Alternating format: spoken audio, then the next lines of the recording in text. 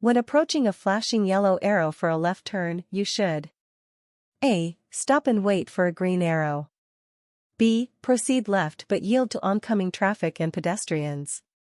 C. Turn only if the way is completely clear with no vehicles within sight. D. Treat it as a red light and do not move. Answer, B. A flashing yellow arrow means you may turn left but must yield to oncoming traffic and pedestrians. It is a permissive left turn, not a protected one. If your vehicle begins to hydroplane, the first action you should take is A. Press firmly on the brake pedal. B. Steer sharply to the right.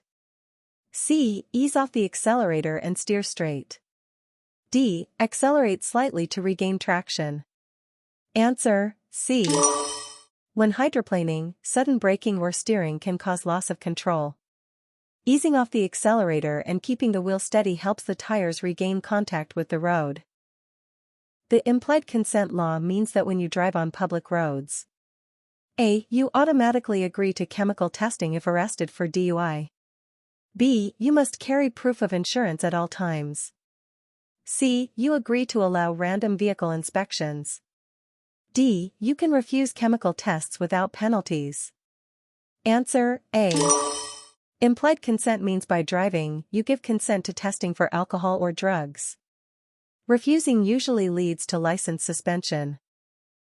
You must dim your high beam headlights when approaching another vehicle within A. 100 feet. B. 200 feet.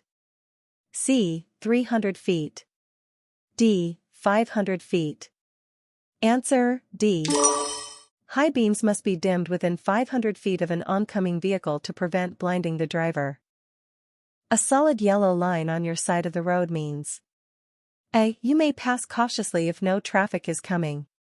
B. Passing is prohibited on your side. C. You can pass only motorcycles or bicycles. D. The lane is ending soon. Answer, B.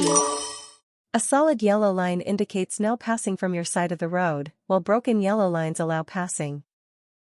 When parking uphill with a curb, you should turn your wheels A. Straight forward. B. Toward the curb. C. Away from the curb. D. Toward the center of the road. Answer, C. Turning wheels away from the curb prevents the car from rolling into the road if brakes fail. The best way to handle a curve at normal speed is to A. Brake hard while entering the curve. B. Accelerate before the curve and coast through. C. Slow down before the curve, then accelerate gently through it. D. Maintain the same speed throughout the curve. Answer, C. Slowing before entering gives better control, and accelerating slightly helps maintain traction during the curve. What is the minimum safe following distance under ideal conditions? A. 1 second. B. 2 seconds. C. 3 seconds. D. 4 seconds. Answer, B. This gives enough time to react safely if the vehicle ahead suddenly stops. When driving in fog, you should always use A. High beam headlights. B. Hazard lights. C. Low beam headlights. D. Parking lights only. Answer, C. Low beams prevent light from reflecting back at you, unlike high beams, which reduce visibility in fog.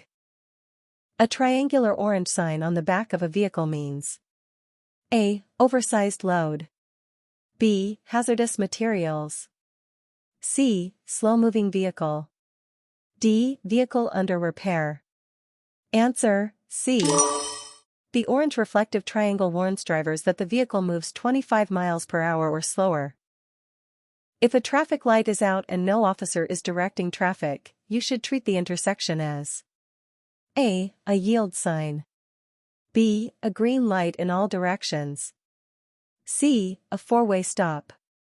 D. An uncontrolled merge zone. Answer, C.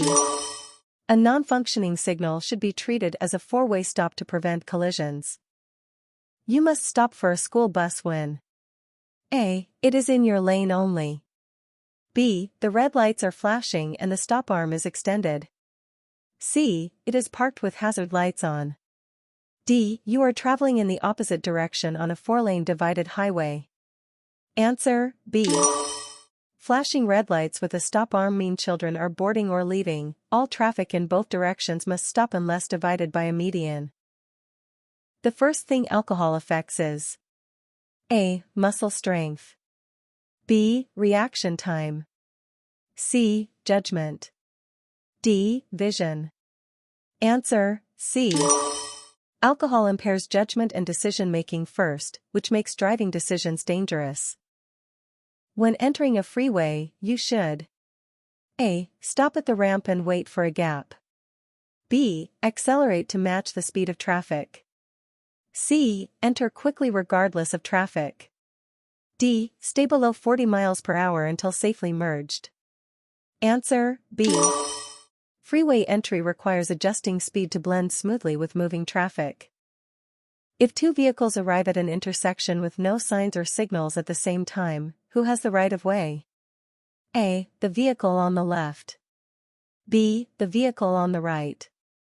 C. The faster-moving vehicle. D. The larger vehicle. Answer, B. At uncontrolled intersections, the vehicle on the right has the right of way. When driving downhill, you should control your vehicle by A. Shifting to a lower gear. B. Shutting off the engine. C. Riding the brakes continuously. D. Keeping the clutch pressed. Answer, A.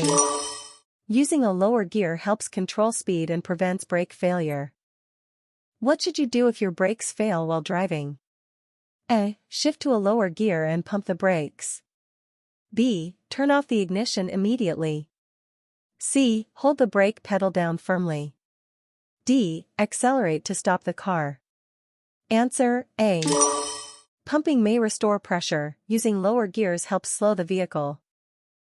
A driver under 21 years old with any measurable BAC can be charged with A. Reckless driving. B. Zero tolerance violation. C. Negligent homicide.